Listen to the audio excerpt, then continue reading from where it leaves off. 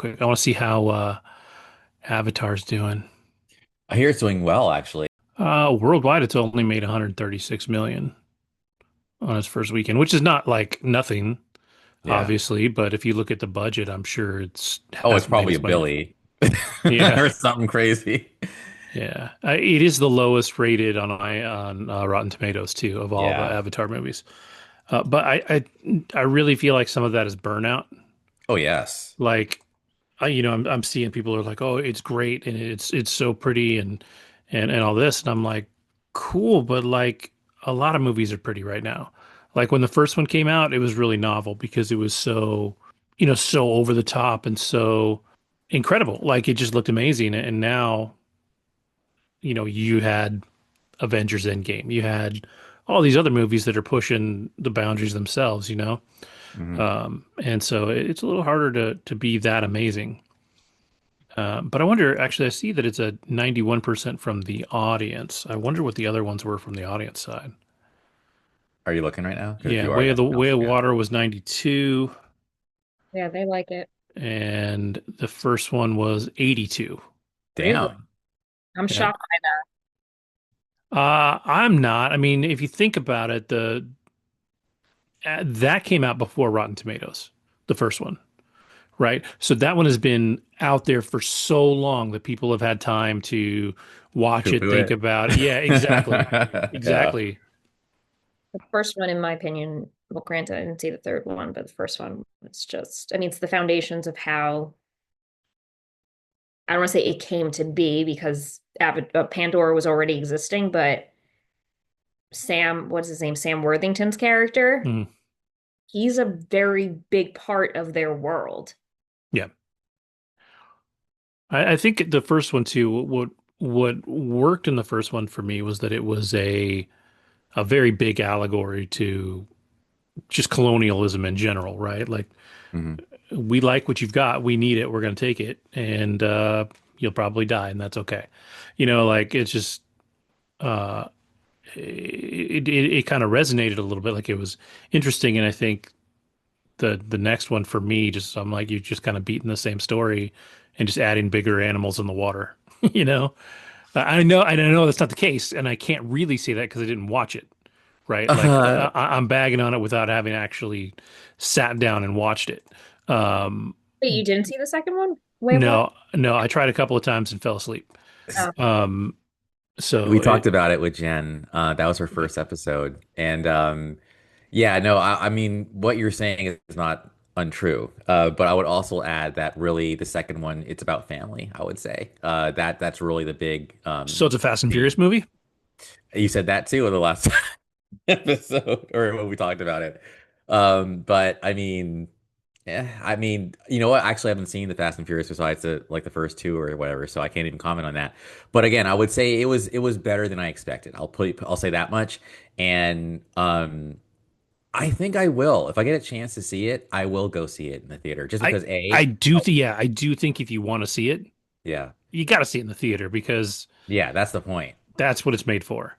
Yes. And I do think seeing it at home, you're missing significant things. Number one, uh, literally being trapped in the theater. When you go to see something in the theater, you have nothing else to do. You're not allowed to take your phone out.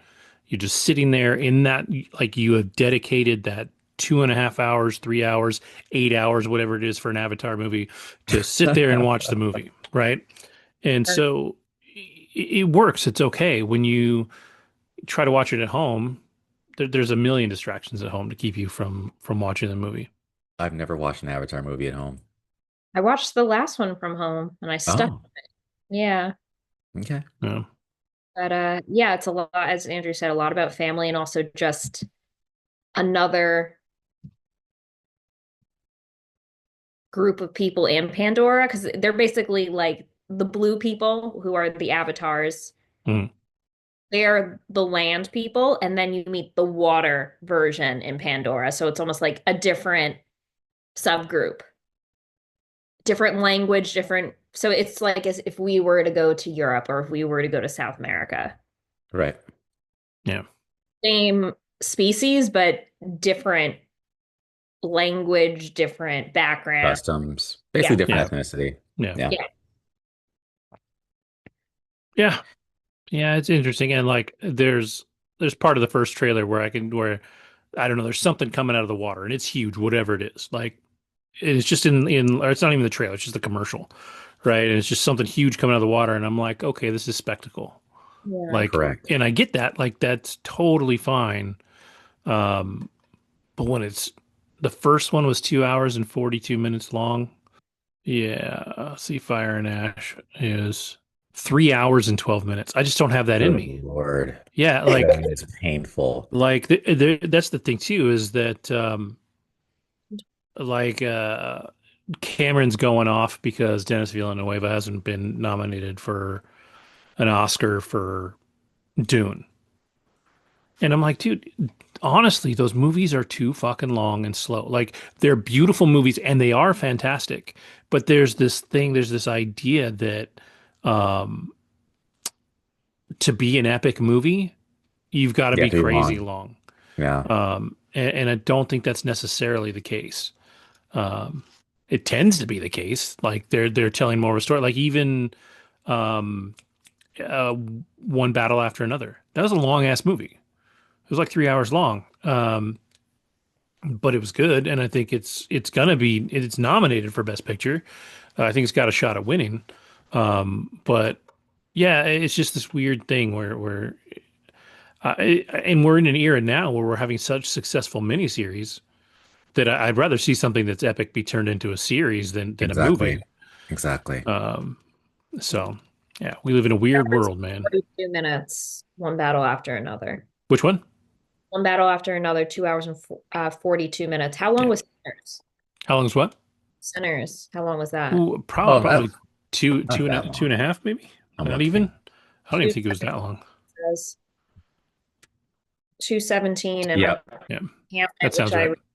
those are the three films that are getting the most buzz for Oscars. That was 2 hours and 5 minutes. Hamnet. Yeah. So Yeah, yeah, I don't think Sinners will win. I think it probably should, based on the category. Um, but I feel like, people don't um, relate with it as much. yeah, it's tricky. I don't think I mean, usually I would say not as many people saw it, but it did really well. So I don't know. Like I would like to be wrong because I do think it's better and more entertaining than One Battle After Another, which was a good movie. Um, but I mean, Sinners was special. Like it just is. Like there's so much to it. There's so many layers to it that made it a special movie. Do you think One Battle After Another would be getting as much buzz had a different actor being No, casted instead of absolutely not. really? Absolutely not. Yeah, yeah. Because and to be fair, it's because Leo is good. He's a great actor, and so what he did there was really special. Um, but yeah, if it was somebody else, I don't think so. Well, that's my Um, question. Do you think if someone else played Leo's part, would this be getting as much no, buzz? No. no. I mean, it would probably still be an Oscar contender because as a Paul Thomas Anderson he's not a slouch, right? Like if he was directing somebody, they would do a good job. He wouldn't pick just nobody, but I mean, Leo's one of the biggest names in Hollywood. yeah. So Because Hollywood, he's known for being in like Oscar winning yeah, and Yeah. it's like Tom Hanks in the '90s, right? You're like, shit, Tom Hanks is Yes. in a movie, it's Best Picture, like right. it's just how it goes, and so. We're seeing that, but I would love to see that turn on its head and have people say, "Oh shit, Michael B. Jordan's in this. Let's see what's going on." Like he was incredible in Sinners, and obviously Coogler's name should be fucking exalted at this point. Like dude just makes good stuff. Yeah. He has a very good batting average for sure. Yeah, yeah. So alrighty. Well, are you guys ready to get going? I think some of that was already worth throwing in the Yeah, I think I extras. actually I might leave it in. I know it'll make the Yeah. episode long, but I think I'll leave it in. So, well, real quick, since we've got it, why don't we start off with the season finale of It Welcome to Derry? Because We didn't talk about the last couple of episodes. Now we're here. It's over, and I am of the opinion that it was incredible. Yeah, it was absolutely terrible, waste of time. I hated it. No, I actually just started the movie again, and I'll be watching it in pieces because that's just like my life right now. But I really do think it reminds me of the whole Penguin versus the Batman just a juxtaposition because I actually do think Pennywise is better, at least in Welcome to Derry, than he is in the movie. And that's a weird thing to say, but I feel like even as an actor, Skarsgård is more, it's just naturally you're going to be more better at something the longer you do it. And I feel like the scares and everything else were just terrifying in the finale. Speaking of cinema, that finale felt cinematic. Oh Oh my God, yeah. we're gonna jump around here, but just I'll just say it like that running on the ice scene where it's literally just Pennywise versus the kids. Dude, I mean, and for one episode, so much happens in just one Hmm. episode. The Black Spot episode before that, that felt Yes. cinematic. I mean, and there was a scene there, and we're gonna bounce off back and forth, where I absolutely got emotional, and I was just like, wow, like you're able in such a short time to make us not like but love some of these characters. And the way that the character does what he does, it's earned and it's believable. And it's just like, how did you get so wise, kid? Like, wow. So no, I think Welcome to Derry, I think right now is the number one show on HBO Max right now, or at least it's been for the past couple of weeks. And I think it deserves every bit of that accolade. It's so good. Ah, man. So that's my mirroring what you said about the show. Well, real quick before we talk about it a little more, I just saw a couple minutes ago, I saw a like a little infographic, and it had Stranger Things as the highest rated, Pluribus as the second highest rated, and It Welcome to Derry as the third. I feel like I like Stranger Things a lot. I think It Welcome to Derry is better than Stranger Things season five so far. Now, granted, we haven't seen the end. We're only at the middle. Things could change. But the quality of what they did, it's a more mature show. Like Stranger Oh, Things yes. still leans into it's not childish, right? It's not for kids necessarily, but it's about that 80s kids like teen adventure vibe, right? Hmm. And so Welcome to Derry does not have that vibe. Like if Mm-mm. you watch the first episode, you don't want to be a kid in Derry. Like it's just, Nope. it's a whole other thing, right? And Hmm. so for me, it would be it, then Stranger Things, then Pluribus, because obviously we have at least share an opinion on that, at least so far. I keep meaning to go back and give it a second shot, and see if maybe Yeah. by some chance either I was wrong or it redeems itself.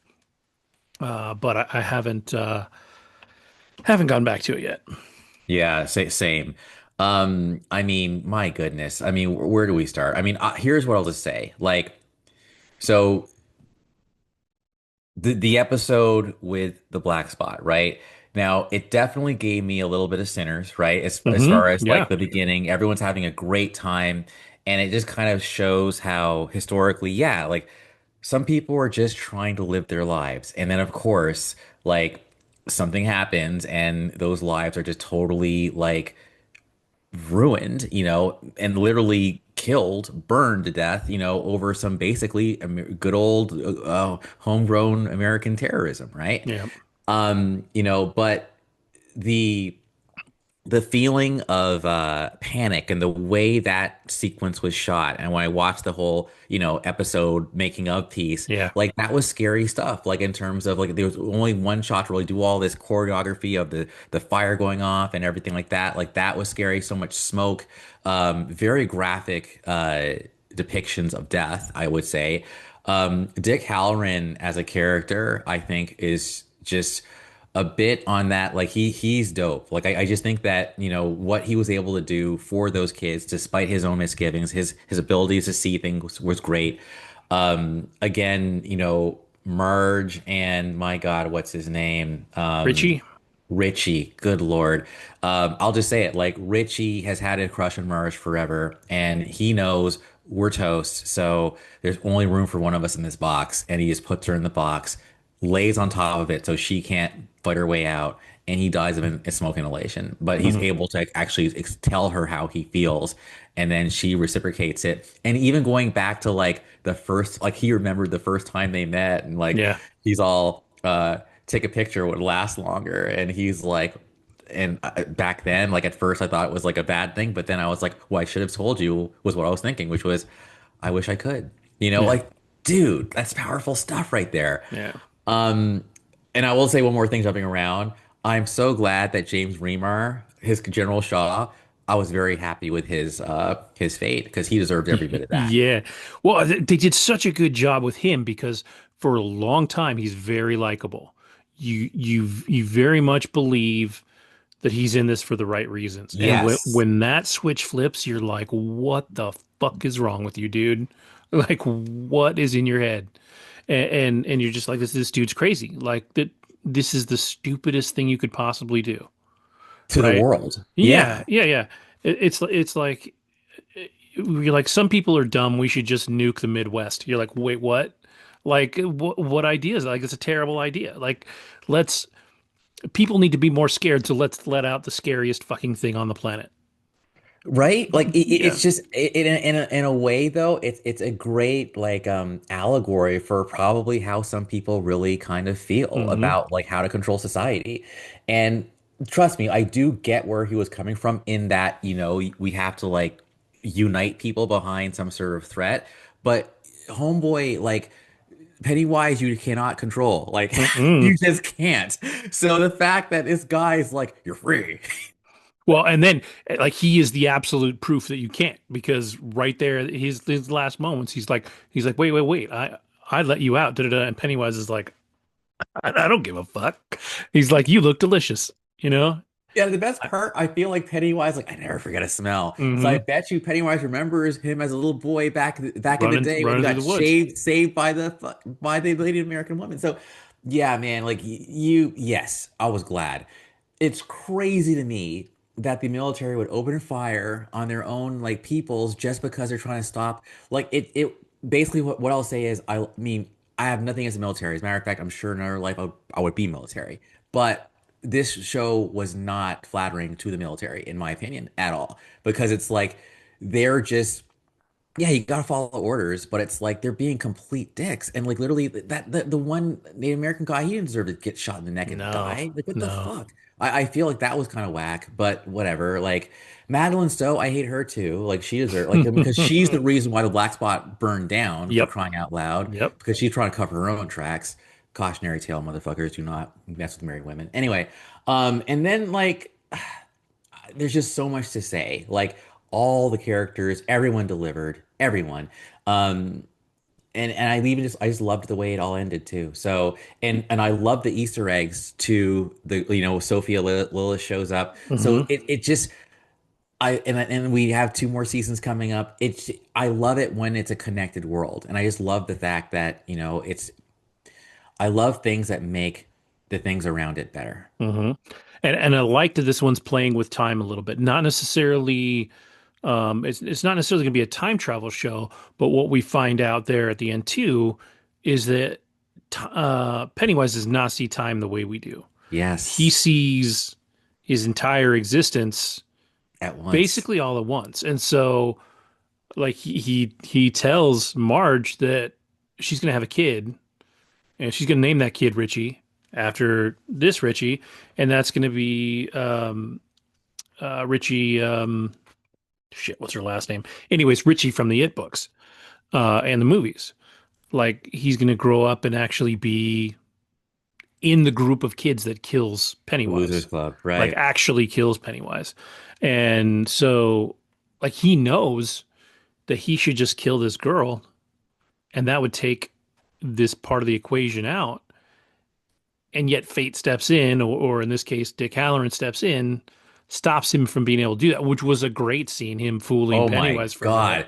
I'm a god. How dare you slap me? It was almost like a Loki moment. Yeah. Um, and then also even just seeing the birth of Pennywise, and I might be is that the same episode or is that the episode before that? But either way, I think it might have been the same episode as the black spot. I think maybe it Maybe. wasn't. But either way, that was a great episode. Just Mhm. seeing how, there was a real Pennywise who was down and out on his luck and then, just gets, lured into the woods. And And anyway, yeah, yeah. because he was good. Like kids liked him. So And he's like, Yeah, yeah, he knows how to lure my bait because like kids flesh tastes the best. That yeah. totally rhymed. But anyway, yeah, Lauren, are you planning on watching this or is this a little too dark and gory for you? No, I say it's too dark, but yet I saw the movies. I saw the both movies with You know what's funny, Kev? I actually feel like the show is actually rougher than the movies, at least for what I'm seeing so far. I think so too, but I also Yeah, think the storytelling is a little better. it's a lot better. with a lot more Um, time too. what's that? A lot more time to develop the story. Yes, for sure, True. for sure. Yeah. Which works because I mean we're looking at effectively either brand new characters or characters that are just on the periphery of the book and the original movie. Like they're there, but we don't know a lot about them. We know about that much about him. Dick Halloran is the one we probably know the most about, but we only know that about him after this, anyways. The Like what? touch What? It, on the 60s and the 80s and the 2000s, which was, I guess, the second movie, most recent, right? Yeah, 80s and 2000s was the movies. the This is the book. 60s. The book Okay. is only. It's not even the 80s and the 2000s. The book is the 50s and the 80s, like the late 50s and the early 80s. It's 27 years. Oh wow. Because that's when he wrote it. Like it Right. came out in 83, 84, something like that. So the So movies just moved up the yeah, they timeline, just but shifted same it. characters. Yeah, just to Okay, keep cool. it semi-modern, right? And so, you go back and you make that, and now you can tell your story. You can move your story backwards. Um, Yeah. but yeah, it would have made interesting, the black spot in the movie or in the book would have had to be 40s, Yeah. 20s, like World War One era. What's that? What is the black spot? You guys have referenced it a few times. It's basically like a A speakeasy. juke joint, Yeah, that they set yeah. up on the military base for the black soldiers. Like they create their own space to, hang out and have Live. a good time. And yeah, it's not a space to live, but it was supposed to be. And like I think one of the best scenes there is when Richie first walks in and he's just taken in by the whole place. Like he's just Yeah. like, this is friggin' awesome. And then he gets on the drums and he's actually good. Like that whole scene was He's great. really Like, good. Yeah, yeah. yeah, yeah, yeah. It was actually probably, and that's how even the makers did it. Like when you have the happiest moment in a Hmm. story, that's when you know, oh yeah, this shit's about to go left. Yeah. In a Like so story it like like that, absolutely. so it's like everyone was having an amazing time, and then you just know that the lynch mob is on their way. So, Yeah. Yeah. Like going, and this makes me think of our discussion about, Oscar movies and Sinners and stuff like that. I feel like Bill Skarsgård should be nominated for an award. oh yes, He is so good. He so is good. so good. And I don't think he will be. I think he'll get passed up, and I don't think he should be. What he does in this show, the levels and the layers and the ability that he has, and some of that comes out of too. If you look at Bill Skarsgård, that dude is not Pennywise. He doesn't sound like Pennywise. As far as I know, he's not eating kids. Like Bill Skar. What the fuck? How that is creepy as hell, dude. It's actually amazing Yo. timing because a little red balloon goes a long way. That Um, was not. Oh, I'm a little nervous now. All right, keep going. um, but yeah, he's not Pennywise, and so when he puts on that costume and he does the voice and he does all this stuff, it's Transforms. just yeah, it's just levels above a lot of other people that are out there, and I think it's incredible. And I feel like it'll get looked over because it's horror. Like it'll win for But effects, maybe, it'll win for something else, but it won't win for acting. but maybe, I don't know, like between this and Sinners, like maybe we'll start to see a bit of a change because I think horror is a great way to examine Hmm. social shit, That's when basically. horror is at its best, is when it's not just a scary monster chasing somebody through the woods. When there's actually allegories to be made and things that it can um, inspire in you and make you think about and really when you walk away, it's in your head. That's good filmmaking.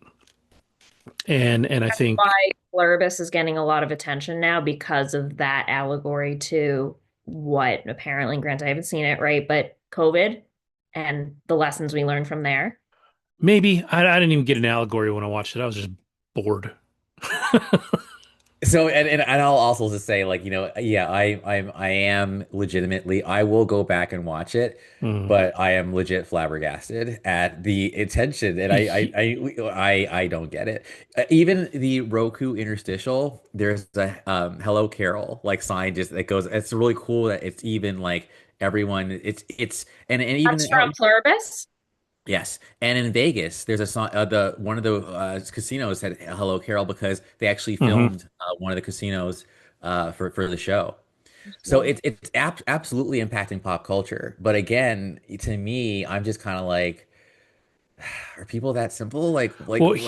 here's the deal. Here's the deal. 98% from the critics, but 68% from the audience right now. Finally, good. So, and I still see a lot of people blowing it up. But when I see that, that tells me that the critics are like, There's a hype machine. they love to look deeper and feel really like smart and all Yeah, that shit.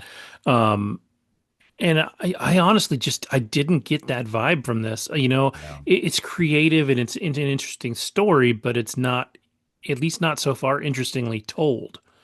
Like And there's no likable characters. Like that to me yes, is what also a huge like you gotta have people you can like, in some way for some reason, and none of them are yeah, likable in my not a opinion. single one. And then very quickly, when your main character you don't really like, when everybody else basically becomes one character, like the rest of the world is now one character, you just kind of like, uh, okay, well, I didn't like them, so who's left?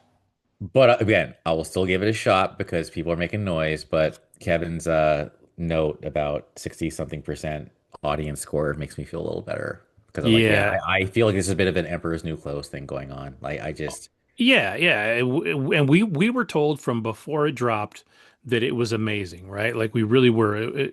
Before it even came out, everybody's like, "This is the greatest show ever made," and I'm like, "Okay, cool." Like, and I believe in Vince Gilligan, I really do. we love both his shows. Yeah, I love the X I Files. I love, love Better Call. Oh, yeah, yeah, yeah. So I'm yeah, talking about the recent ones, but yeah, yeah, yeah. exactly.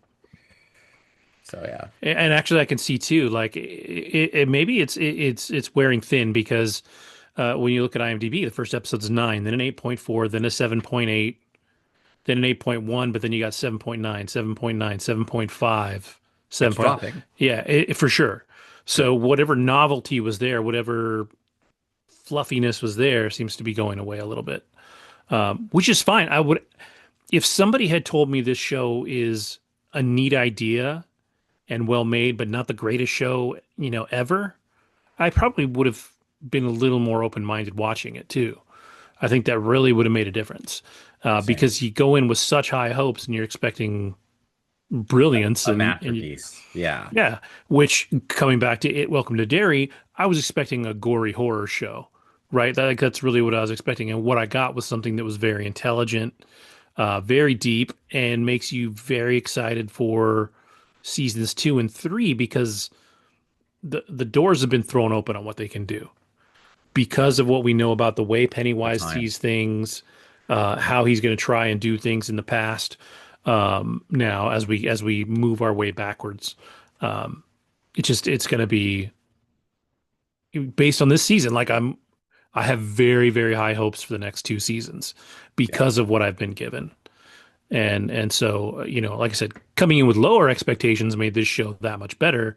Whereas Pluribus, I came in up here and then I'm, down here after watching a couple episodes. So And we'll end very soon. But like, as far as it, but we haven't even talked about really the plot or like even that background image you've got going on, yeah. where he's literally has all the kids floating in the air, running a caravan, and like I just and then the way that the principal goes out, like there's just I mean, literally that episode, it felt like the stakes were high, and it Hmm. felt like holy crap, like. thank God that the people who were in Derry were there because otherwise, at least in that world, it's game over for humanity. I mean, that's Yeah. how serious it was. Yeah, and what I love this picture behind me, like that that's basically his floating snack bar, right? Like if he gets out, he's gonna eat those kids. He's not just like it's not like, come on, guys, Yeah. let's go party, let's get out of here and have a good time. Like he's like, nah, I'm gonna eat them kids. The So way he like, came for Will, like once he was released on the phone, like, you can't blah blah blah, and all of a sudden he just shows up like in the room. Oh my God. yeah, Pennywise is a scary dude. I before I understood it, I just thought this is stupid looking clown. Okay, whatever. But now, like, no, like at least with like Freddy, just stay awake, right? Nah, yeah, Pennywise doesn't care. Like yeah, he'll just get you wherever. If you're within his domain, you're yeah, done. yeah, yeah. So yeah, really good. So yeah, Lauren, if you liked the movies, so let me put that out there. If you liked the movies, I feel like this is a must watch. Yeah. Like you just really have to because it's in almost every way it's better than the movies. Yes. Um, it is scarier, I think, and It is. gorier. And it will, I think it will emotionally hurt you more than the movies did. Like Ah! there is more of a connection to the characters here than there is in the movies. And it's not Much a knock on the more. movies. I enjoy the movies. Yeah. Having read the book a couple of times, seen, the original Tim Curry TV miniseries, watch these movies. Like this is for me the best thing to come out of it besides the book. Um, and so it's definitely it's pretty special for what it is. I think Yeah. it's unique in that way. So definitely give it a shot. And I mean, if you haven't seen the movies and you like horror, go watch it too. Like it's great. It really is. It's one of the best horror things to come out this year. For me, you've got this, Sinners, and I think my other favorite, like really favorite horror was Bring Her Back that came out this year. What am I doing? Jesus Christ. I don't know, but I'm not gonna That's do it, but I wanted to do the Pennywise voice, but I'll do it later here when I perfect it. But that voice is just something oh, he's else. so good. My He's so God. good. Yeah, it is wild. So yeah, definitely go watch it. All right. Well, now that we have started off with that, Lauren, why don't you start with your first thing? Start with is this thing on? Because I don't know anything about it, but it sounds like it's got a good cast and going to be something pretty special. Yeah, so this came out this weekend. I saw it at Lincoln Square, Andrew, by the Lincoln Center. It's the AMC theater out there on the Upper West Side. Bradley Cooper is actually doing, I think, a Q&A later that night. I didn't get into that theater, which is fine, but completely sold out. It's about a marriage that is at its seams, and Will Arnett's character and Laura Dern at the beginning of the film decide to call it quits, to separate. And for the first time, Will Arnett's character, Alex Novak, is really just trying to find himself after being with the same person for over 20 years. They were married for at least 20, and I think together for like 4 to 6 years prior to that. And I think he realizes that to fill this void and having to move from, which I believe they were living in Westchester, their home is in Westchester. He's now got an apartment in the city. He takes a crack at comedy. And for the first time, he misses a train and then he wants to get a drink because he's got time to kill. And he ends up getting in and putting his name down so that he's able to get a drink because I guess comedians automatically are able to get a free drink once you get in there and if your name is on the list. So he gets his name on the list and he just starts talking about how his life is falling apart. And he finds this whole process to be very cathartic. He's friends with this couple played by Bradley Cooper, who they try to make unattractive, but nice try, not happening. And then Audra Day plays the Mm. wife. And then they have this other couple that they're friends with, a gay couple, and Sean Hayes is one of the gentlemen in that couple. They have two children together, two boys. it's very sad. And you see this guy trying to pick up the pieces of his life and find some form of positivity during this time where his wife, well, soon to be ex-wife, said, I think I'm throwing in the towel, I'm done. Just this isn't for us. And he still loves her and she loves him. But I think it's a perfect example of love isn't enough in a relationship. And you really need to work on things. She's a former Olympian, played volleyball years prior. And I think they both became very unhappy and then eventually were no longer present in their own relationship. And it's a common story that I think a lot of couples can relate to, unfortunately, given the high divorce rate in this country. So there's that. And then she's on a date with another guy and she ends up seeing him perform and do jokes at the Comedy Cellar. He gets his first bit and he's talking about how he slept with another woman and it made him miss his wife more based on that. And after that quick set, he didn't know that his wife was there. He goes outside and she essentially says to him, like, that's the hottest thing I've seen you do in like a while. They end up sleeping together and then slowly sort of go back together. It was a bit too long for me. I think after a certain point, it's like, all right, couple's been unhappy for years and then they separate and then they get back together, which does happen. However, I'm a big believer where I think people don't change. And I, granted, they leave it off like, let's get back together at the end, but it's one of those where it starts off like very sad and then he's starting to get his life back together. And then they're like, his jokes are, I'm having an affair, but it's with my wife. She's my side chick and my wife. And, people are finding it funny. And he starts off pretty bad, but it takes him sleeping with another woman, a comic that he meets on these evenings where he's trying out jokes and such for him to start really missing his wife. So, and Laura Dern is definitely someone who I think made a lot of sacrifices by having children. And after the divorce or once they separate, she gets a coaching job, coaching volleyball, and that really gives her purpose. So I think it's a combination of just finding your own self-worth and happiness and having that ability to know, like, in order to make any relationship strong, you have to have something that you enjoy and gives you purpose, because otherwise you're not going to, I think, successfully be in a relationship realistically. Your relationship is not defined on the other person, and your happiness is not based on someone else. It's based on your own individual happiness and then you building that happiness together. Preach. And I think this film definitely goes into that, both with her going back into coaching volleyball and him finding, rediscovering himself with comedy. So you would hope, they get back together. They seem at least the end is we're going to work on it. So I think it gives a lot of hope in that sense. But also, like, me being, and maybe this is me being a cynic, things just don't happen automatically. You really need to work on yourself in order to be successful with other people. Critics loved it, and it makes sense why they loved it because it covers those themes very well and it develops throughout the story. Is it a comedy? I mean, looking at the cast, it looks like it should be funny. It is funny. It is funny. Okay. But there's also, some scenes where it's more serious, right? His life's falling apart. He's incredibly sad. He misses his wife, and he acknowledges, I was not happy. And he says at the end, I wasn't happy, and I stopped putting my share into this relationship. And she agrees, like, she also was a bit, checked out as well. But they said, we're unhappy, let's be unhappy together.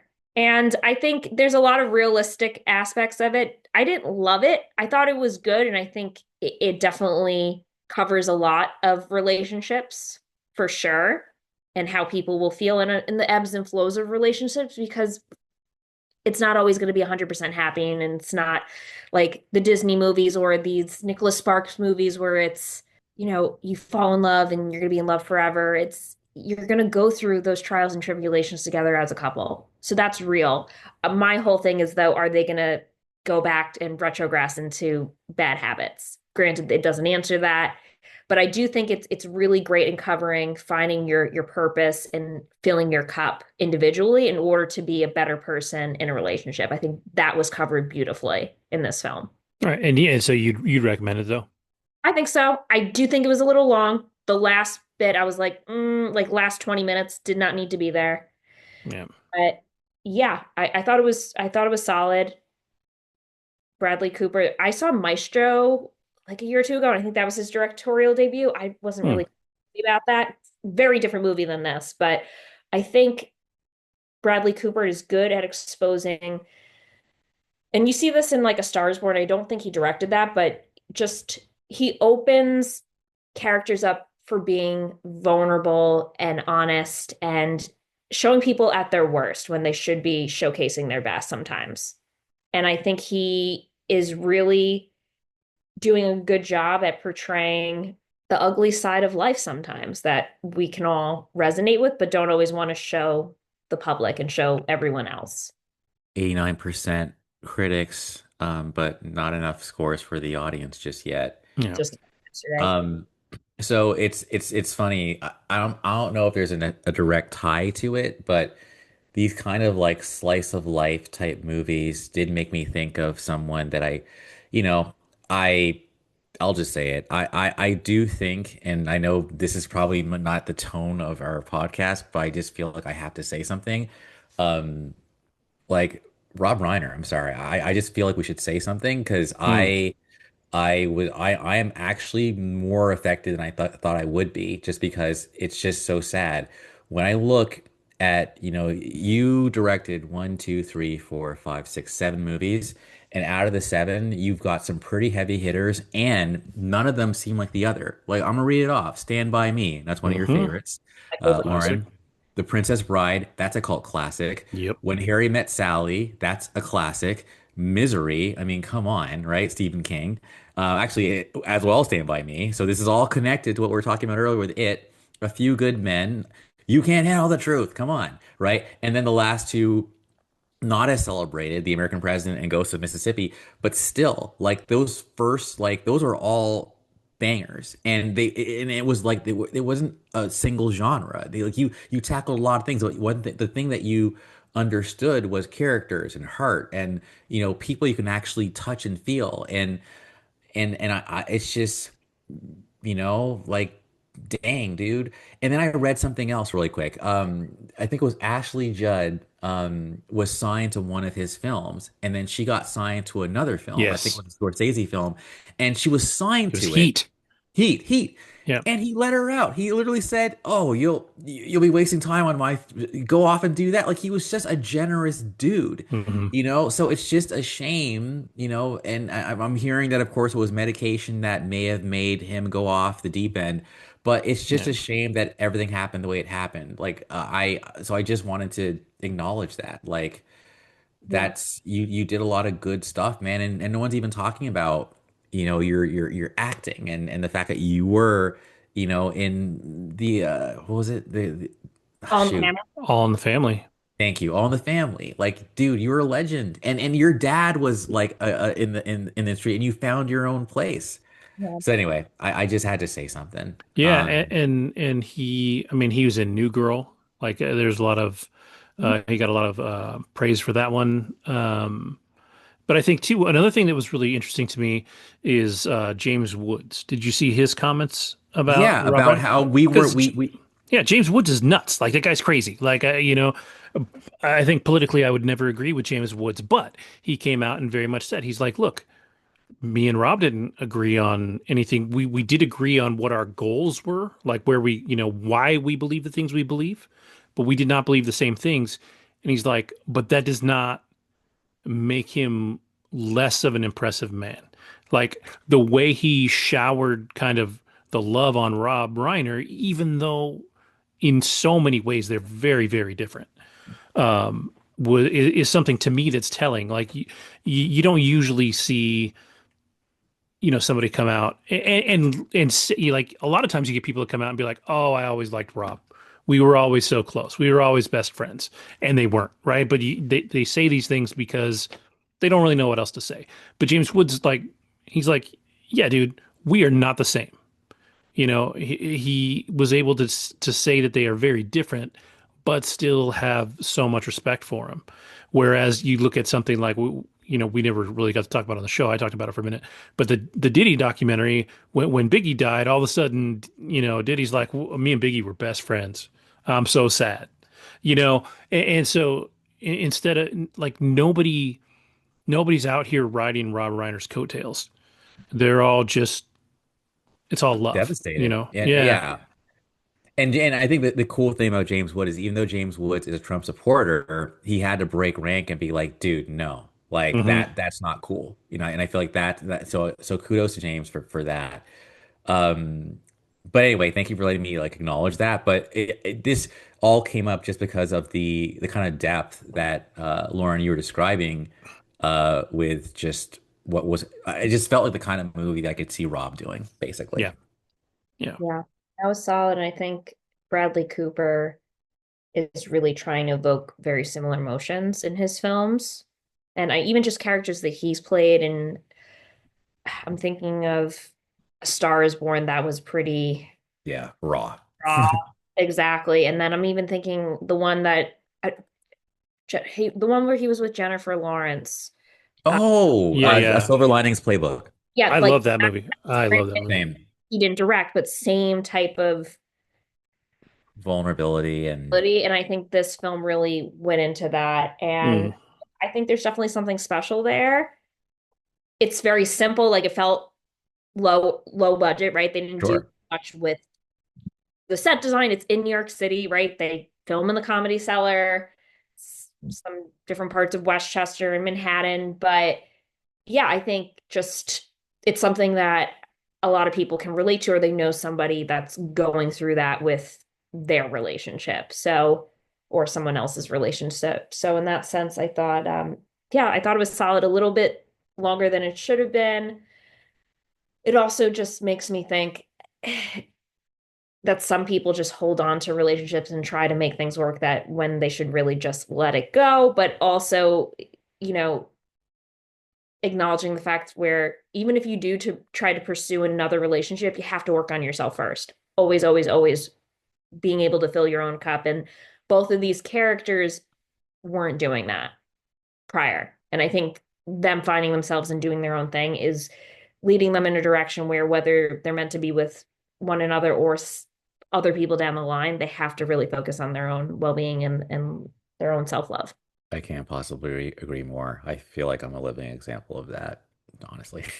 It's just that's the key to like life, but Yeah. certainly being in a relationship.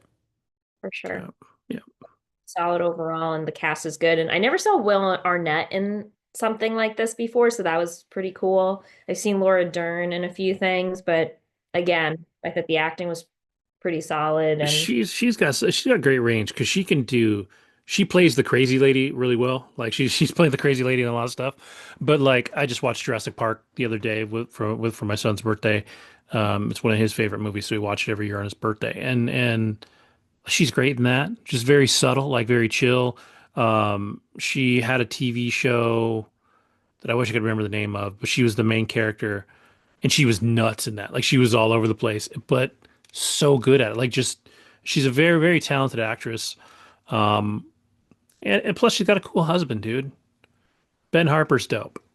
Well, I So saw I'm just laughing. Like, don't laugh. I mean, anyways, I'm just remembering her nickname from a certain segment of society for The Last Jedi. Did you ever hear the nickname for her character? I did not, but I'm sure it wasn't great. Admiral Gender Studies. Shit. Sorry. I'm sorry. Lauren's like, what are you talking about? No, I'm not an incel, I promise.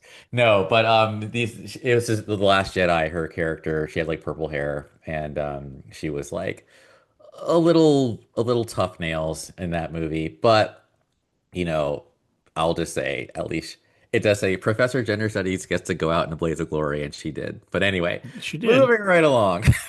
She So did. She got my respect for that scene. in the movie Marriage Story, which came out right before COVID, and that's another movie. Granted, she wasn't in the relationship, it's with Adam Driver and Scarlett Johansson, but mhm. a similar theme of a marriage that's, you know, I loved that movie. That movie was depressing though.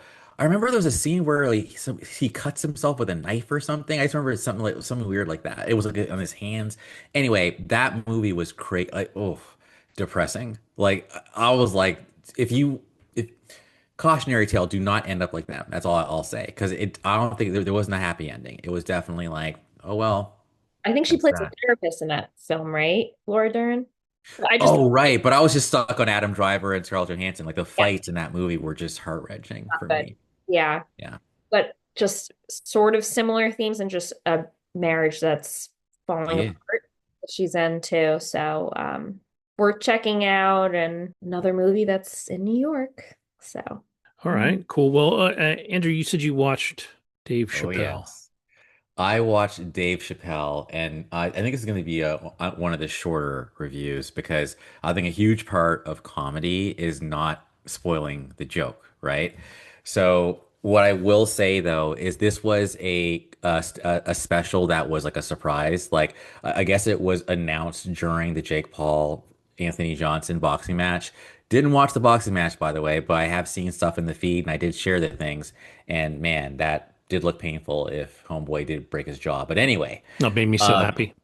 oh, people were happy. Actually, I saw a meme saying this is like an indication that things might be starting to go right in the world. But anyway, so this special was taped in DC in October of this year. And I would say that the main topics were Charlie Kirk, Diddy, a little bit of Bill Maher, just politics in general, and then really Dave and a bunch of comedians had performed in Saudi Arabia, Hmm. and apparently they caught hell for doing it. Hmm. So Yeah. he basically kind of explains himself. I would describe this as honestly a bit more serious than funny, you know? There was definitely like, like I think some of it was a little bit mean-spirited, but I absolutely I enjoyed it. And I do think it's worth a watch. I think that what I like about Dave is you always come away, in my opinion, learning something you might not have known. Now, I will say I knew pretty much most of what he was talking about. But I know a lot of people will be like, I never heard of this person before or this story before. But yeah, as someone who likes to learn, I felt like there was something there.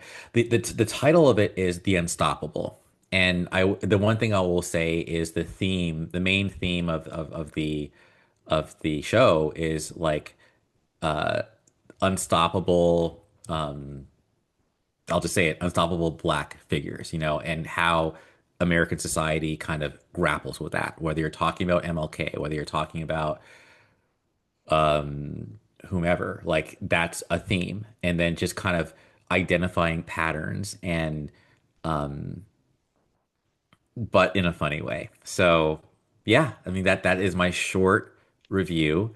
Um, I will say the transgender situation comes up just a little bit, so I feel like that's just this one group he's always gonna like needle a little bit because I think he even said I almost got canceled. He did also say it's easier to talk in Saudi Arabia than it is in like the US, which is a kind of like you wouldn't necessarily think that, but he's just saying, they were loving those jokes over there. He said that. Anyways, but yeah, so I will not be singing the praises of this special on my Facebook per se, just because there's groups who are still gonna be like F that guy. But for the most part, the crowd was with it, and he's just a guy speaking his truth. So yeah. Yeah, it sounds like it was more story time with Dave than it was necessarily a stand-up special. Absolutely. I mean, yes. I would absolutely yes. That's a great way to put it. Yeah. Which is cool. For me, my favorite comedians are storyteller comedians. Mike Birbiglia is one of my all-time favorites, and he'll have an entire 1 hour show that's based around one story that some things interspersed with, but ultimately we're getting from point A to point B. And I really enjoy that. And I think uh, Mulaney does that really well. So, storyteller comedians for me are great. Now, sometimes the single punchline guys are awesome too. Mitch Hedberg is one of the funniest dudes I've ever seen, and I'm very fortunate to have seen him live before he died. But comedy's comedy. When it's good, it doesn't really matter what you're doing. If it's good, it's good. And I think Dave is he's always been a storyteller. Yeah. Um, but I think as he gets older, I think he's a little more jaded than when he was Oh, younger, yes. and that shows in something like this, I think. And I forgot one more, conspiracy theories. That definitely is a topic. And it's funny because like I would just say like yeah, like I legitimately laughed because I love how he can say things without saying it, you know? And so for me it's like he definitely said something without saying it as far as one of the conspiracy theories, and that just made me laugh. So, yeah, overall, the last thing I'll just say is like, as far as conspiracy theories goes, he's just kind of like, look, like if you know like the truth or whatever, then cool. But if you don't know what you're talking about, like just kind of shut the fuck up. Like it's just like you're just making things worse, you don't get caught up in things that it's almost like that Stevie Wonder song, Superstition. It's like superstition ain't the way. So, yeah. Yeah. All right, cool. Well, sticking with probably a short review, I watched, and I'm a few weeks late to this now, but I watched Jay Kelly on Netflix. This is a George Clooney movie, directed by Noah Baumbach, who has done other films that I can't think of off the top of my head. But this is very much a kind of lighthearted, um, late in life crisis for an actor that is very much George Clooney. Like George Clooney is definitely playing a variation on himself. And so what happens is he's had a great career. It opens up with him finishing off whatever film he's working on. And he seems like he's a little, burnt out on the acting thing.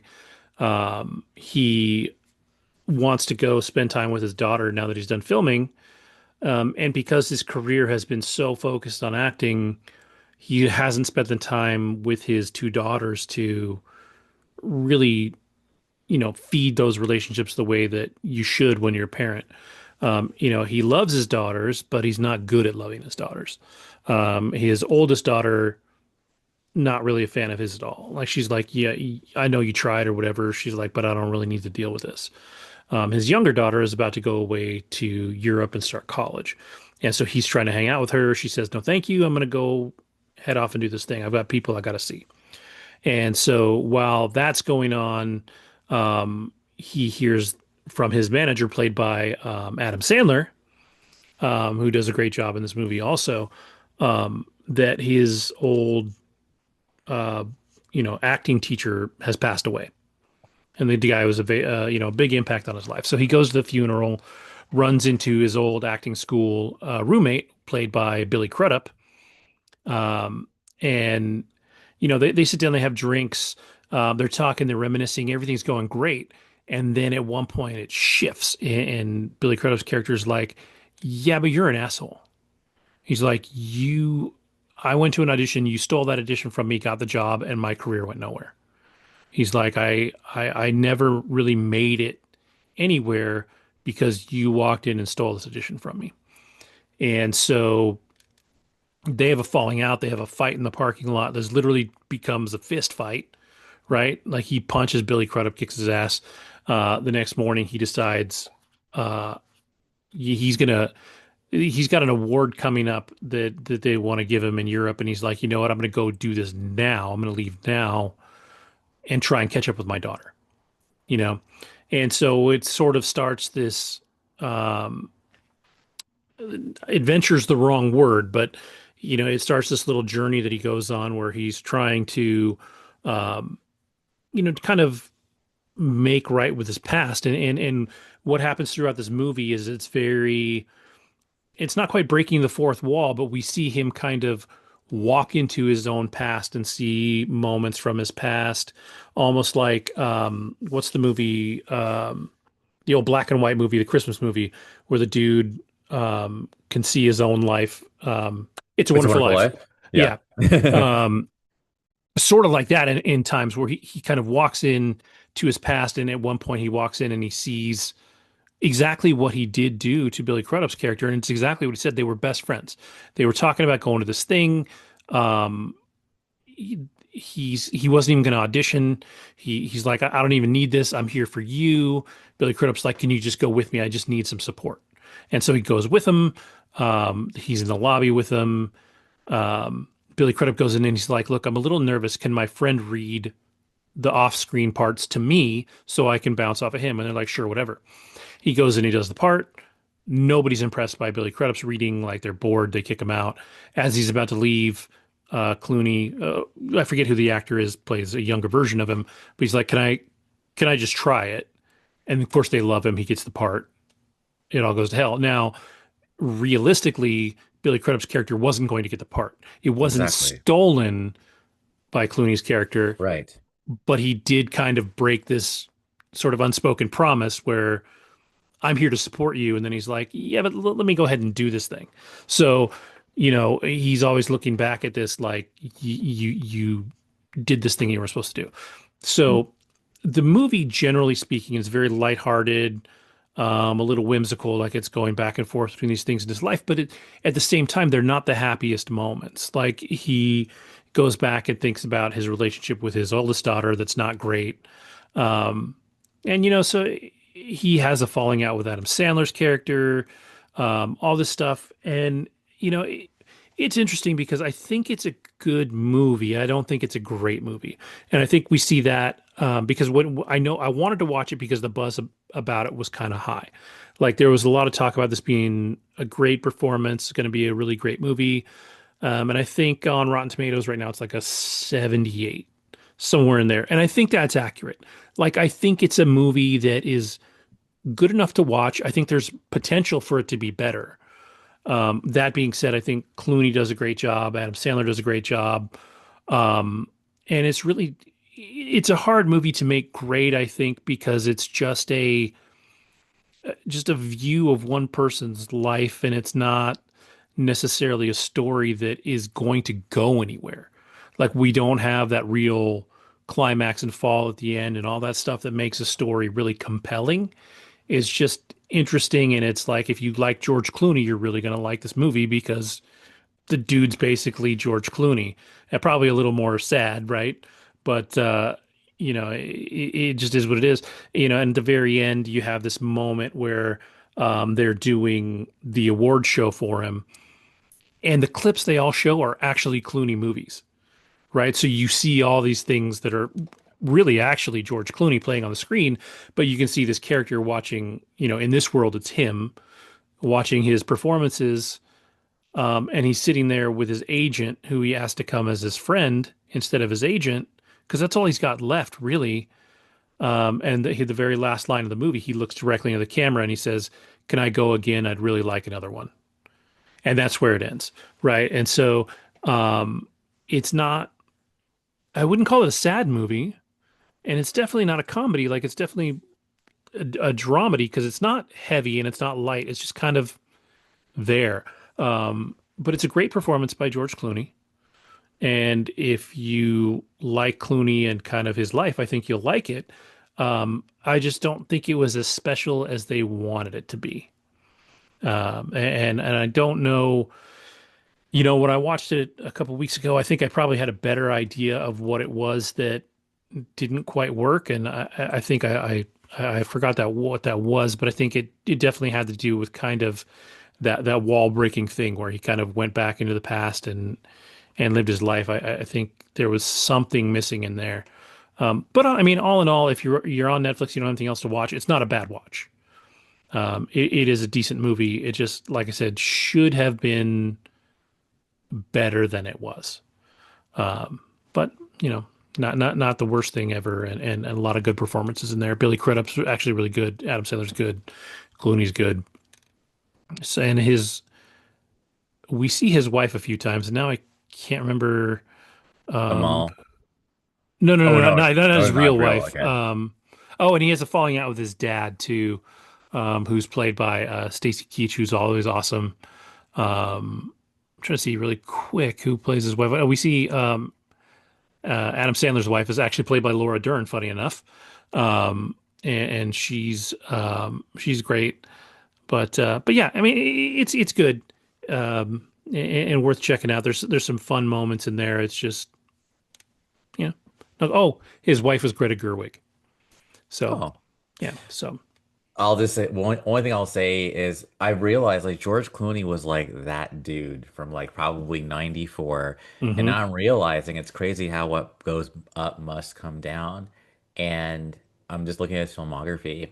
I think his last bona fide hit to me was probably Gravity, and that was 2013. I think everything else since then has been kind of like not a hit. And that's like got to be a trip because Clooney was like he A-lister. was fucking Batman, dude. Like Yeah. he was the guy. And yeah, like you said, in the late 90s, like he was almost untouchable. Hmm. And he did Good Night and Good Luck. He did the movie and then he went and did it on Broadway. And that was supposed to be pretty good. I didn't see it. Um, and Wolves was fun. That was like, I think it was a Netflix movie, kind of a spy movie, him and Brad Pitt.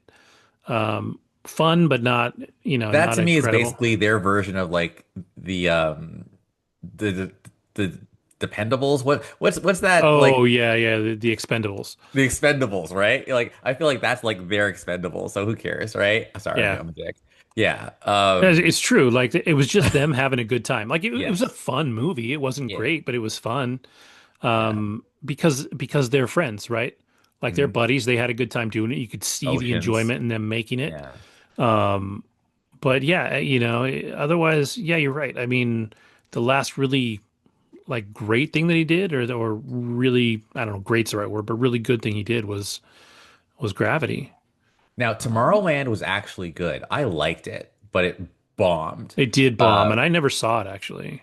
yeah, it's good. Brad Bird, he's the guy behind that shoot that family superhero one, Pixar.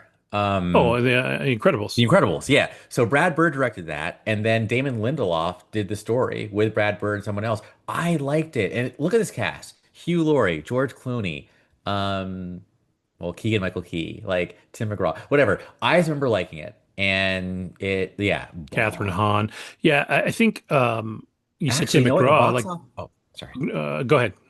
No, and Michael Giacchino did the score. Come on, man. So the budget was 180, 190, right? But it only made 209. So that is a bomb.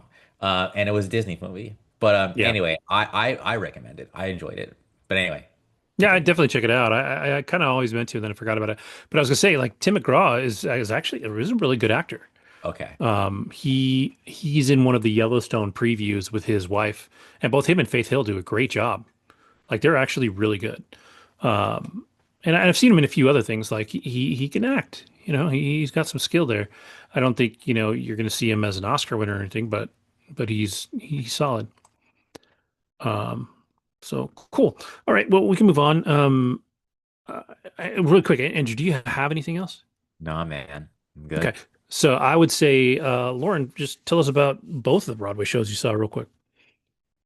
Gentlemen, as always, it's the end of the year. How to do my best to cap it off with some Broadway. Won the Broadway lottery last week. And yeah, last weekend to see Marjorie Prime. We'll start with that one, actually. We talked earlier before we started the show today about AI. It's real, it's not going anywhere. And of course, Broadway is having that seep into one of its shows. So, Marjorie Prime is a play that came out, I guess, a couple of years ago as well. So, it is a revival. And there was also a movie, which I didn't know about, that came out in 2017 with John Hamm and Gina Davis. Tim Robbins is in it. And then I'm thinking of the actual movie itself. Lois Smith plays Marjorie. So figure this is, I mean, it feels pretty current in terms of time, where Marjorie is in her figure 70s, 80s. 80s. Let's go with mid 80s. And she's living with Alzheimer's and had her husband remade into like an AI hologram who's played by John Hamm. In the actual Broadway show, they have Cynthia Nixon playing the daughter, and then they had June Squibb, who is 96 years old, playing Marjorie on stage, which was amazing to see someone at 96 years old on stage, 90 minutes reciting lines. So she plays Marjorie in the play, and Marjorie is talking to her younger version husband, Walter, as he is an AI, and then you come to learn that the relationship was fine, but just having his presence, it's helping her, I think, relive some of these memories as she finishes off her life. And then she eventually passes away, and then she's turned into a hologram AI, but an older version. And then you have Tess, who's the daughter, and her husband, John, and they have three kids together in the Broadway play, whereas in the movie, they have only one child together. But in the actual Broadway production, it all takes place in their living room and kitchen. And they talk about and reflect on life and some mistakes that they made along the way. Parenting wise, Tess, who Cynthia Nixa plays, and her husband John talk about just how they handled each and every one of their three children and raising them. And their youngest daughter is in a band, and how they originally are not like approving of her lifestyle, but then, she eventually finds herself. It's sad because you see them like waste away, but also feeling the need to have AI to replace and be almost like that reminder so that they can get through the next steps. And I think it definitely is a question that people are going to wonder about, even though people are passing on, should we bring these people back in hologram form? And I'm sure there are some countries that are probably developing it, or should we just let them go? Because I think it's a very different type of loss. But also teaching them, and it actually reminded me, Kevin, you saw the movie Companion earlier this year with Mm-hmm. Yeah. That's Quaid, Quaid, Dennis Quaid's son, Jack Quaid, mhm. and Sophie Thatcher. Sophie Thatcher. Yeah, I was trying to remember her name. That's the one I was trying to So get to. their program sort of like very similarly to these robots. Okay. You're going to be my husband and you need to know these couple of things. And it's just kind of not that it was definitely very dark because it's like these beings aren't real, but yeah, we want them to be present in the world. And it was hard to like recognize that, but as people start dying, their individual hologram, because on stage you can't really make someone a hologram, but in the movie you Right. can. So, like in one of the opening scenes, I think it's Gina Davis, walks through the legs of John Hamm and she's walking through his body. So you're like, oh shit, well, you can't really do that on stage. Right. But they have them like separated over time. And then Tess, Cynthia Nixon's character, is very unhappy and has a lot of anxiety, and then she ends up taking her life. It's like really sad. So then the only person left is the husband, the young husband who Tim Robbins plays. So he has his mother-in-law hologram in the home, his father-in-law, much younger self, and then now his wife as like a hologram AI. And it's just like, is this really what this world is going to come to where we have to have a version of ourselves once the person passes to be present? Or can we just move on and live with these memories without having these visuals to keep them alive? So I think that's one of those things where it gives you a lot to think about for sure as a movie and as As a show, wasn't my favorite, no, but I think it's definitely relevant with what's happening right now in the world with the development of AI, and we're seeing it more and more within our workplaces, as we discussed earlier. It's not going away anytime soon, and I will be the first person to say I don't think it ever can replace a human. They actually had, oh, speaking of which, did you guys hear about the woman who married an AI in Japan? Yes, I actually shared the story. Um, Crazy. it is, and all I'll say, it's funny. Not quite AI, but I did think to myself, right? Like, I'm telling way too much about myself on this podcast, but when someone says something like, "Oh, I'm the last of my bloodline," right? Although I have zero desire to like have little critters running around, I'm sorry, like I don't have the energy for that shit. I am thinking because like we are advancing like rapidly in 20 years, like will we have the ability to clone ourselves, right? And I would clone. Like I'm sorry, like I would absolutely clone. Like if it's me, yeah, sure. Like and then I'll like see little Andrew like as a baby and then wonder like is it gonna have the same quirks that I do? Are we gonna share consciousness? Like who knows? I'm just saying it's like I think cool and it's so for me, like, no, I think it's weird as hell to like AI somebody into reality. But I think to clone somebody, especially because like, I don't know, man. Like, I don't want, I mean, I, I think there's two kind of drives to making kids. Again, I say this having not had a kid. One drive is like, I want to see my bloodline keep going, right? And the other drive might be, I just want some shit to love, right? I shouldn't call a kid shit. Anyway, but Yeah. like, Yeah, they're little so shits, man. whole shits. But anyways, yeah, I think I just expressed that because I think in some weird way I'm trying to like manifest that ability. I want to be able to do that. But anyways, going right back to your original question, it is weird. And it reminds me of the second Black Mirror episode, Be Right Back. And I'm just realizing, by the way, I must not, because we talked about Haley Atwell earlier, I must have not realized, I must have known who she was, but I didn't remember. Anyways, Haley Atwell is like the woman, and then the red-haired guy, what's his name? Domhnall Gleeson, Domhnall he gets Gleeson. killed. He gets killed, and then he gets made into an android, and then basically like he replaces him.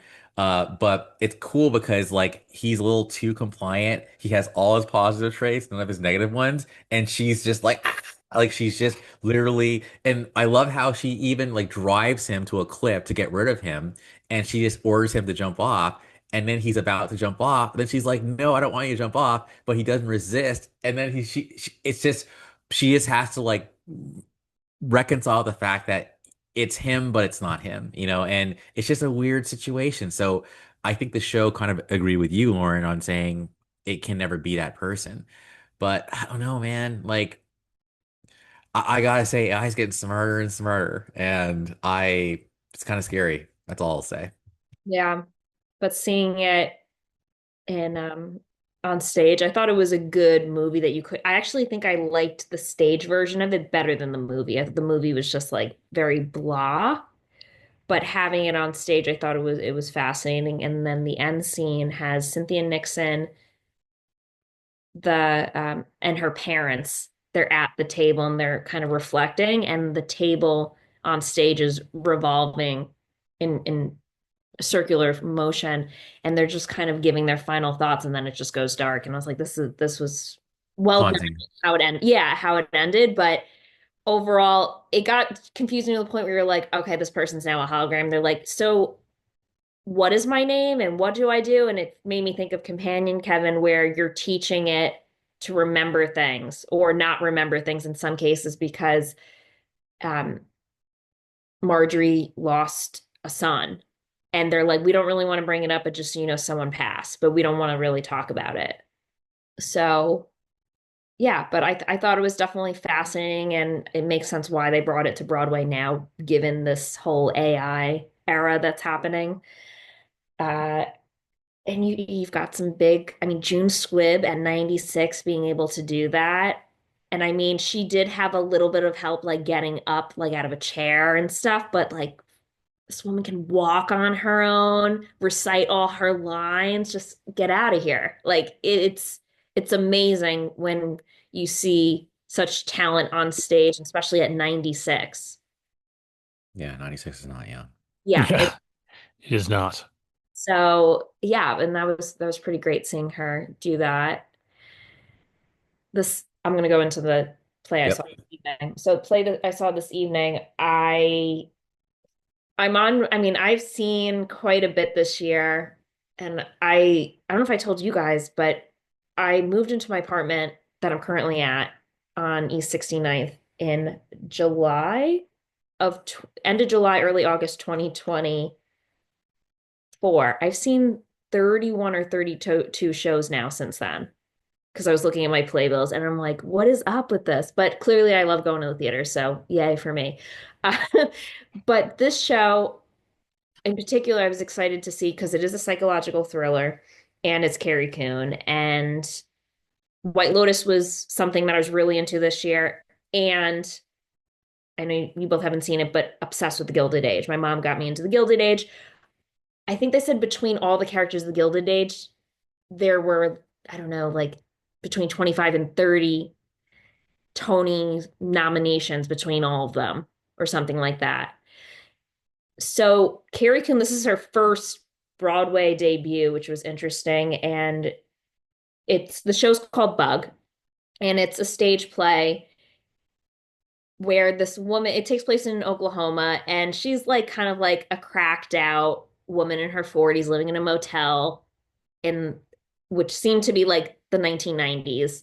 And she has an abusive husband that recently got out of jail, and she's got a friend who's also like a bit cracked out. And it all takes place in this motel room, and she meets this guy. Her character's name is Angie, and she meets this guy, Peter, who is, you've come to find, a former war veteran, was in the army a couple years ago, but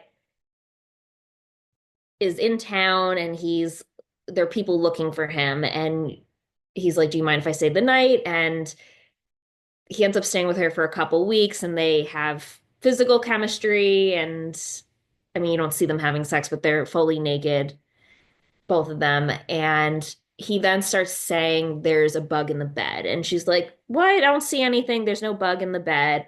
And he's like, there are bugs, and I can see it bit me. And she thinks it's a little bit bizarre because she doesn't see anything. But then over time, he starts talking to her and telling her, well, I have a bunch of bugs, and it was given to me from this lab. And when they had me in, I think it was Syria or somewhere wherever he was stationed in the army years prior, they injected them with something, and now he has bugs. And he is pretty much at a point where he's going to be responsible for spreading it. And these people are coming after him because he is this, I guess, source of disease now, where he would be spreading to other people. And Carrie Coon's character, she is a damsel in distress, lost her son 6 years prior in a supermarket, and she hasn't been the same since. And she has a abusive husband who just came out of jail, or ex-husband who came out of jail. So I think she's just someone who is craving love, attention. She doesn't care who gives it to her, etc. This man comes to her hotel room, starts sleeping with her, living with her. They don't really leave the motel. That's her home now, just the motel, and they do drugs and drink. You see all that stuff go on in this motel room. And throughout the scenes, like he's taking a microscope and like looking at his blood. And he's like, see, these bugs are feeding on my blood, as they're parasitic, like they live in my skin. And then like in the second act, you start to think like, is there like actual like a contagion going on? Are they like spreading a contagion, or is this guy just not mentally well? I don't know, I'll spoil it. He ends up, you find out he's a schizophrenic, and he's batshit crazy, and he convinces her that she also has bugs. So they like foil the entire motel, and they have this doctor from the mental hospital who comes to visit, and he ends up stabbing him. He has wounds all on his body and sores, and it's like he cut his own flesh to try to make a point that there's some sort of bug that he has. And then by having sex with Carrie Coon, she now has it, and she's convinced that she has sores. And her friend takes her to the dermatologist, and they say, you don't have anything. Like, nothing's wrong with you. Like, you're fine. But she is manipulated by this guy with schizophrenia to be told that you have this crazy disease now and you have eggs being laid in your skin and you have sores and bites and you now have bugs. And the two of them then are taking over this motel room and completely, he's essentially in many cases like holding her hostage, but like making her think like, oh, you have to stay here because the government's after us. And they also are part of the reason why your son's gone. And she's just so gullible and in love with this guy who's so mentally ill. And then they end up blowing themselves up at the end and putting gasoline all on themselves to kill themselves because they're like, if we don't like do this, like we're gonna spread this to the world and we don't want to do that and we don't want the government to be after us. And it was bizarre. Because this guy seems totally normal in most of Act One, and then by Act Two, they have this fake illness disease, whatever, when he's just cutting himself and is completely schizophrenic and mentally ill, and then convinces her that this phenomenon is real, where they both take their lives and cause destruction at the end and everything blows up. Sounds wild. Well It's so done. wild. Yeah. It's so wild. Like nothing I've ever seen on stage. Pretty intense, it sounds like too, yeah. Oh, Yeah. super intense, like screaming and you see the wounds on their body. Like, I don't know what they did for blood, but yeah, they have them like both in blood. And at one point, you're like, oh, is this like some sort of like contagion and bug that's like going to be responsible for a pandemic? But then you're like, no, this guy's really just fucked up in the head. And he's creating the story and making this vulnerable woman who's been through hell and back after losing her son, like, believe that this is a reality. Sounds Yeah, I'm pretty looking good. online. Sorry, I'm looking online and like there's even like full on like Reddit like threads like yeah, this movie is like what the hell not movie, this show, what the hell did I just watch? Yeah. Well, that's a heck of a final show for your new year. And then schizophrenia, I mean, not to bring it back to what's his Rob name, Reiner, yeah. but yeah, it's just like that's two schizophrenia links in the show Yeah. today. Do you recommend it, the show? I do because Oh, the acting was pretty good. The person I went with asked me like what I would give it. I give it a 5 or 6 because like it's not like the greatest thing I've ever seen, but it's one of those things where it's like I've never seen something like that on stage before. I would just see it because it's so different. okay. To be fair, I mean, that's bonus points, right? Like Right. sometimes something is more about the experience than necessarily the quality of it. So Yeah. I can see that. And to be fair, I mean, the acting, like you said, is top notch, right? You got Carrie Coon's awesome. Like she definitely just played some weird stuff, but she's a really good actress. So good. I like Yeah. her a lot. Seeing her do that and yeah, I mean this is another film about like mental health and why we really should stay on top of it, but also just checking yourself too, because unfortunately, there are people that will try to manipulate you. And not saying that like everyone that manipulates you is schizophrenic, but this is another perfect example of just someone who is so not getting the help that he needs and then affecting other people and changing other people to the point where they think they have like some sort of crazy disease and they're going to be chased after by the government. All right. But yeah, it's definitely it's super weird. I mean, at the end, you just know we were like, they're like, all right, they're gonna like blow themselves up or something. Like, there's no way these two are gonna like survive. They're either gonna get taken to a mental hospital and then there we go. And there was definitely some Joker, Harley Quinn vibes with the two of them, without them like doing the like crimes themselves. But I got that vibe where he was sort of like influencing her, sort of like Joker influenced Harley Quinn, like, come with me, everything will be fine. It's us against the world type of thing. And that's kind of how it was here. Very cool. Yeah. Yeah, I'm actually curious about it. Like I kind of wish they would make it into a movie because I don't think I'll go see it, but I kind of would like to. Yeah. The person I saw it with after the first, we're like, do you think this is real? Or, and we were both thinking, I'm like, it's either that or the person's just batshit crazy and mentally insane. And then by the second act, you're like, yep, mental illness. There we go. They foiled up the entire, like, tinfoil like on all the walls, everything in that motel room. And I'm like, oh God.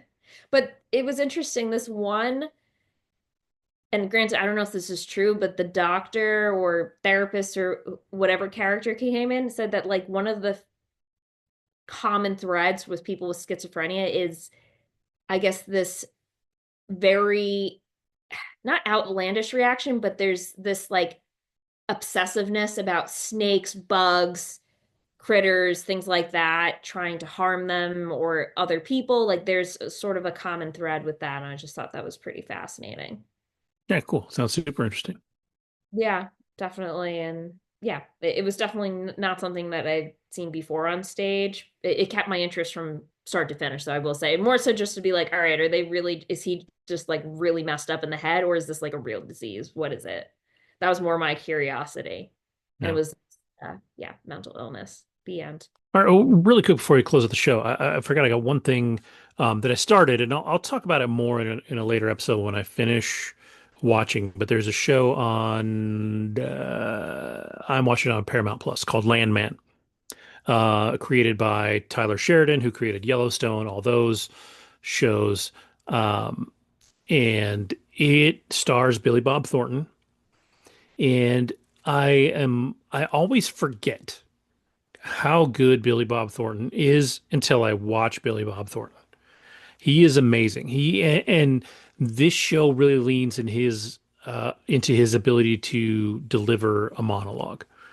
Like he has got a handful of monologues, especially in the first episode, um, that are just incredible. And the gist of the show is he is what's called a landman. His job is to manage oil fields.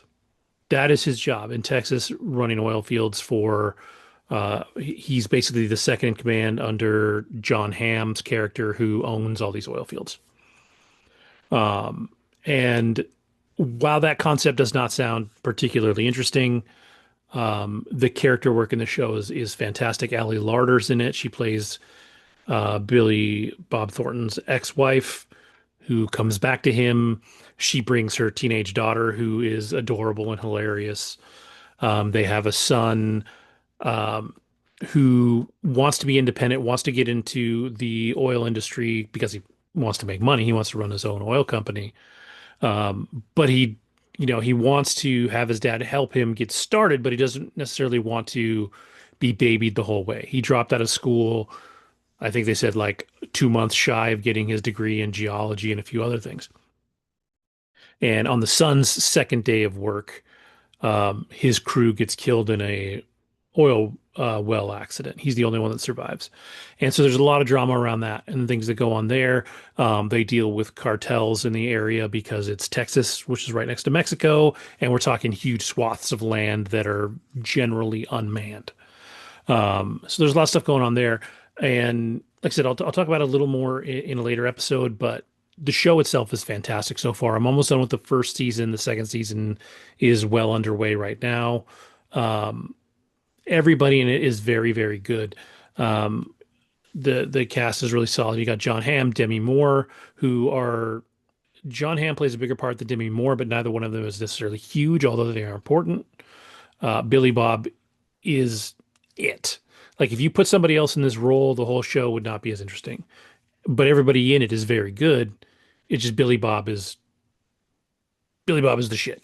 And he is absolutely fantastic. You could watch it for no other reason than to watch him. I feel like watching the first episode is like watching the first episode of something like Breaking Bad, where you can see this thing develop and you're like, okay, I'm in. Now it's not as gritty as Breaking Bad, and Ali Larter and her daughter bring a lot of comedy to it. There's a couple of guys that Billy Bob works with that he shares the house with, a guy named Dale and a guy named Nate, um, that bring humor also. Like there's a lot of humor in it for a drama, but there's a lot of really good drama in it. And it does a really interesting job of sort of explaining the oil industry as it is today and why we can't just get rid of it. There's a lot of people that are like, well, if we get solar and we get X, Y, and Z, wind energy, all this, why do we need the oil industry? Well, they point out oil isn't just gasoline in your car, although 99% of the cars in the world run on oil. It's also petroleum. It's also plastic. It's also everything you use in your life comes out of the ground just in oil. Like to just, if we just stopped making oil today, we'd be fucked. Like the world would just plunge into chaos. And so it's super interesting to see this and see, you know, that take on it because it's not necessarily it's not saying that it's clean energy by any stretch, right? Like that they fully admit, oil is not the best thing. But when you look at what it takes to put up one of those giant windmills per windmill, it's not really any cleaner than oil when you look at what it takes to put those things up. Does Ty Sheridan like are the lobbyists for like big oil involved in this show? I I'm 90% joking, dude, I, but I doubt yeah. it because they do a good job of showing the greed of the industry, Mhm. like for sure. But they also talk about how you can say big oil, but oil is worldwide. So if the US doesn't produce their own oil, like if we don't do a good job and we get pushed out by OPEC and all the other countries that are making oil, we're screwed because then we're going to pay more Yeah. because they're doing it. So like it's just yes, I mean I'm sure there is a little bit of that there, but it's just an industry you can't do without right now. Like it's just that's just a fact. And then me being silly, like it does like baby oil, like does that is that I I had don't to. think that's petroleum based. Yeah, but you said you mentioned plastic, right? So Yeah. like, I don't know. Maybe. Yeah. Yeah. Yeah. Well, the bottles for sure. Good point. All right. I'll But stop no, now. it's really like it is really good and it's really smart. There's definitely a lot of drama, but it's also f fun. Like there's a good amount of humor in it. It's kind of nice to see Ali Larter kind of come back because like the last thing I can even really remember her in was Heroes. And that was Exactly. a And there was long some time ago. controversy though about that. I heard apparently she got weird with like one of the co-stars or something. So we'll see. Yeah, I hear yeah. It's anyways. I don't have the Yeah. most biggest impression of her, but Yeah. anyway. Yeah. She's very good in this. She is 50 now and she looks absolutely fantastic. Um, how you write Billy Bob as her husband. I've never understood the sexual appeal that Billy Bob has in the real world because that dude has pulled his whole life. He's pulled his whole life and he even pulled Halle Berry in Monsters Ball. Yeah. So I think, he basically it's just, whatever. But yeah, Yeah. wasn't he with what's her name? Angelina And Jolie? Angelina Jolie for a long Yeah. time. But some of its personality, like he he has a thing about him, like his ability, just his spoken word is so clean, even though it's Southern. Like the way that he talks is very just like very intelligent. So he actually is like the spokesperson for T-Mobile, which is my He is now, carrier. yeah, Yeah, so I like his like when he comes out in the theater, like the movie theaters, he's like T-Mobile is like the best shit ever, basically. No, Ali Larter is probably class of 95, dude. She's 49. yeah, yeah. So She she's a plays, she's a classmate of mine or ours. yeah. So what up, So Ali? Woo! boom, Remember boom. you from high school. All right. Yeah, we did not know her in high school, but yeah, it's really good. So I'm excited to finish or get caught up and then talk about it when it's done. But um, it's very solid.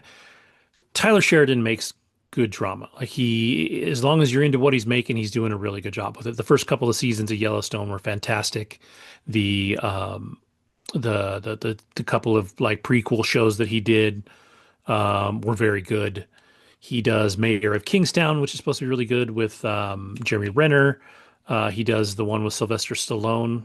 Um, Tulsa can't remember King. Tulsa King, yeah.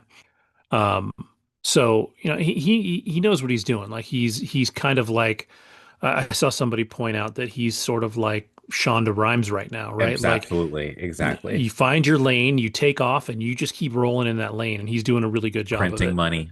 Absolutely, absolutely. So yeah, it's a good show. So go check that out. With that, I have nothing else. I think we got Lauren, we got through your stuff. Andrew, you didn't have anything besides Dave Chappelle, so I think we're good. Yep. Bedtime. It's late, but I think we'll actually, the show won't be too long. I think we did okay, time wise. We've been recording for about 2 hours. Yeah. And yeah, it'll be solid. So with that, I will say thank you to everybody for watching. Thank you for listening.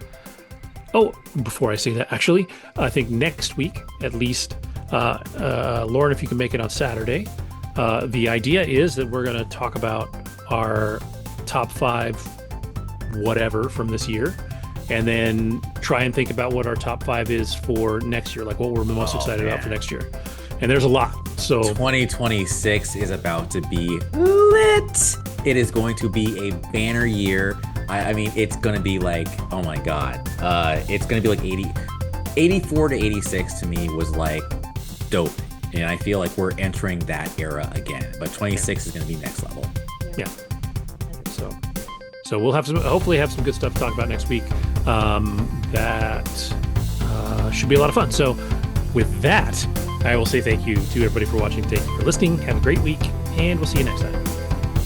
Merry Christmas and Happy New Year. Yeah, that.